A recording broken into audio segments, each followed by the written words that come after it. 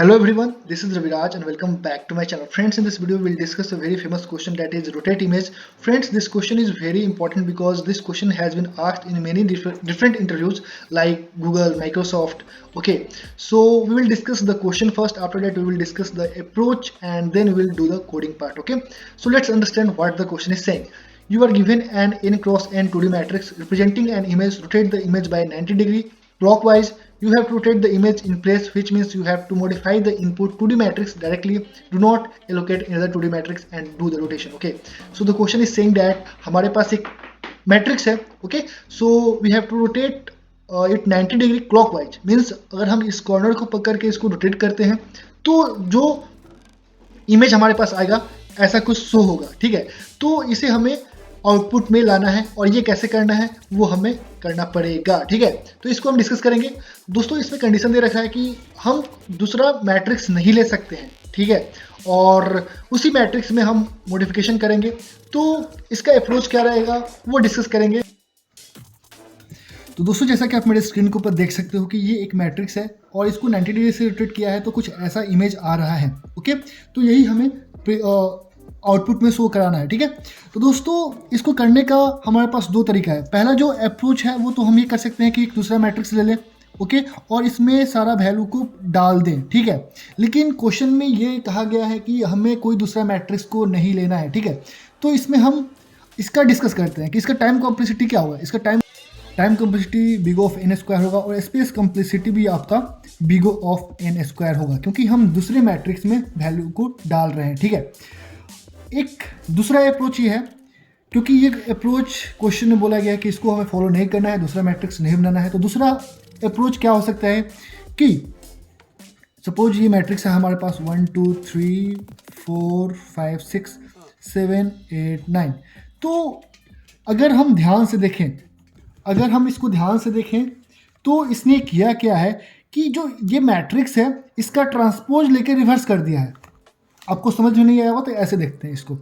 अगर हम इसका ट्रांसपोज लें 1 2 3 4 5 6 7 8 9 एलिमेंट्स है, इसका अगर हम ट्रांसपोज लें तो क्या होगा 1 4 7, राइट, 2 5 8 3 6 9 3 6 9. ये ट्रांसपोज यही होता है कि जो हमारे पास रो है उसको कॉलम में चेंज कर देना है. ओके, और जो कॉलम है उसको रो में चेंज कर देना है. तो सिंपली उसको ऐसे ही कर दिया है मैंने. ओके, नेक्स्ट स्टेप ये होगा कि इसको अगर हम रिवर्स करें, फर्स्ट और लास्ट एलिमेंट को रिवर्स करें, 1 7 2 8 और 3 9 को अगर हम रिवर्स करें तो क्या आउटपुट आएगा, कुछ ऐसे आएगा 7 4 1 8 5 2 9 6 3. तो अगर आप देखोगे ये मैट्रिक्स और ये मैट्रिक्स दोनों आपस में सेम है. तो हमें फॉलो क्या करना है कि पहले हमें ट्रांसपोज लेना है, ट्रांसपोज ले लेंगे. ओके, और जो नेक्स्ट स्टेप होगा कि उसको रिवर्स कर देना है, फर्स्ट और लास्ट एलिमेंट को ऐसे रिवर्स करके हम चलेंगे तो ये हमारा मैट्रिक्स मिल जाएगा. ओके, अगर बात करें इसकी टाइम कॉम्प्लेक्सिटी का, तो पहले अगर हम इसको ट्रांसपोज करेंगे तो इसमें बिगो ऑफ एन स्क्वायर का टाइम लगेगा, बिगो ऑफ एन स्क्वायर, और जो स्पेस और फिर जो रिवर्स करेंगे फिर उसका भी बिगो ऑफ एन स्क्वायर होगा. तो big O of n square plus big O of n square it will give big O of n square. समझ में आ रहा है.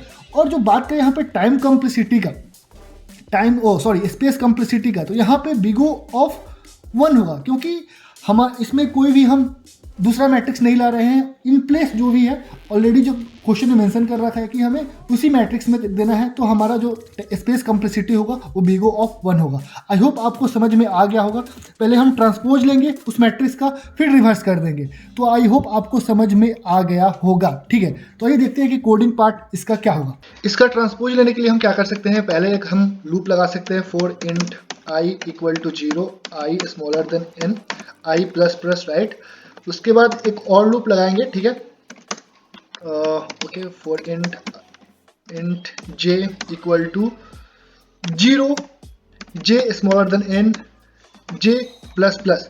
लेकिन दोस्तों इसमें एक एरर आएगा. वो एरर क्या होगा मैं आपको बताने वाला हूँ. ठीक है, ओके, तो ट्रांसपोज लेने के लिए ये होता है कि हमें जो आई और जे को आपस में इंटरचेंज करना होता है, ठीक है। तो एक हम टेम्प वेरिएबल ले लेते हैं, int temp equal to 0, temp equal to, sorry इसमें डायरेक्ट हम कर देते हैं मैट्रिक्स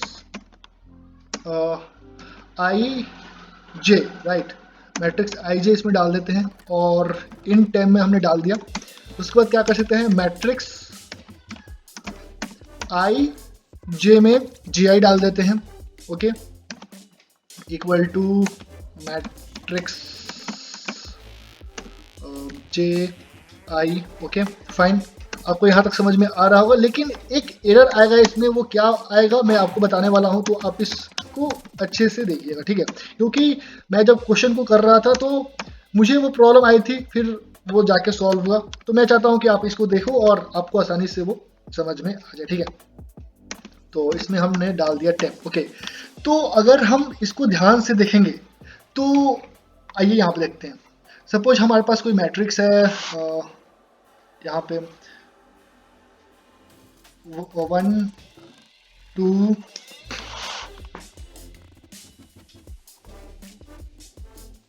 3 4 5 6 7 8 9, राइट। तो हमारे पास ये मैट्रिक्स आ गया। और अगर हम लूपिंग लगा रहे हैं, यहाँ पे देख रहे हो जो int I equal to 0 J equal to 0, ठीक है। तो यहाँ पे हम कुछ भी नहीं करेंगे, सिंपली यहाँ पे आ जाएगा इंट आई इक्वल टू 0 और J equal to 1, int I equal to 0 J equal to 1 2 और 4 आपस में इंटरचेंज कर देंगे, तो यहाँ पे आ जाएगा आपका 2, यहाँ पे आ जाएगा 4, समझ में आ रहा होगा। जो नेक्स्ट है I equal to 0 J equal to 2, तो आपस में 3 और 7 ऐसे इंटरचेंज हो जाएगा, ओके, 3 और 7। नेक्स्ट क्या आएगा, I equal to 1 J equal to 0, I equal to 1, हाँ यहाँ पे आप ध्यान से रखना, I equal to 1 J equal to 0, यहाँ क्या आई इक्वल टू 1, ठीक है, जे इक्वल टू 0, 4 आएगा, ठीक है। तो इसको हमें किससे रिप्लेस करना पड़ेगा, फिर इसको आपस में हम रिप्लेस कर देंगे, तो फिर क्या फायदे उसका लेने का। तो हमें इसमें यह करना होगा कि जो हम यहाँ पे j इक्वल टू 0 लिया है, इसको हम इनिशियलाइज कर देंगे j इक्वल टू 1 से। इससे ये होगा कि जो पहले इंटरचेंज हो गया है वो बाद में इंटरचेंज नहीं होगा, ओके। आई होप आपको समझ में आ गया होगा, अगर नहीं है तो आप एक बार ड्राई रन करना, आपको समझ में आ जाएगा, ओके। तो ये हो गया आपका ट्रांसपोज का। जो नेक्स्ट है वो करना है वो रिवर्स, ओके। रिवर्स के लिए भी हम सेम अप्रोच को यूज करेंगे, okay, control C control V, ठीक है। तो यहाँ पे हम इसको 0 से स्टार्ट करेंगे और इसको हम करेंगे n/2 से। n/2 क्यों लिया मैंने वो आपको बताने वाला हूँ, ओके। n/2 इसलिए लिया हूँ कि सपोज इसका हमने ट्रांसपोज ले लिया यहाँ पे, ठीक है। तो जब आपस में जब इसको इंटरचेंज करोगे तो n/2 के बाद क्या होगा कि फिर से आपस में इंटरचेंज होना स्टार्ट हो जाएगा, ओके। इसकी वजह से हमने n/2 लिया है। अगर आपको समझ नहीं आया तो आप एक बार ड्राई रन करना, आपको बहुत अच्छे से समझ में आ जाएगा, ओके। तो दोस्तों यहाँ पे हमने मैट्रिक्स का ट्रांसपोज ले लिया, ओके। अब इसके बाद करना क्या है कि हमें रिवर्स करना है, ठीक है। तो इसको हम कॉपी करते हैं, ठीक है, इसको कॉपी करते हैं और यहाँ पर लिखते हैं, ठीक है।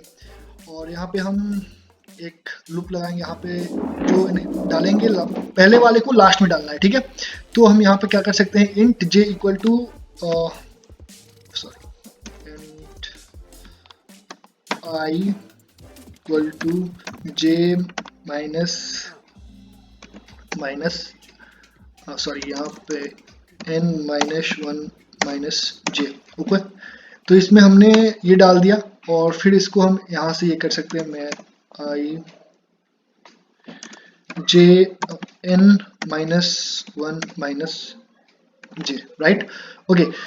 यहाँ पे एक और चीज करना होगा कि हमें इसको 0 से लेकर n/2 तक चलाना होगा। ये क्यों चलाएंगे इसका डिस्कस करेंगे, ठीक है।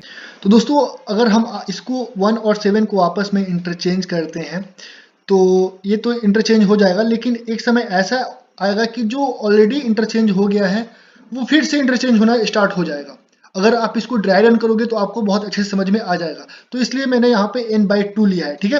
तो इसको हम रन करते हैं और चेक करते हैं कि आंसर सही आ रहा है कि नहीं आ रहा है, ठीक है। तो लेट्स सी। वेट, तो हमारे पास कुछ एरर आ रहे हैं। ओके, तो हमने यहाँ पे वेरिएबल को डिफाइन नहीं किया, तो सिंपली हम यहाँ पे जो int n int n equal to लिख देते हैं matrix dot length, MATRIX matrix dot length, right.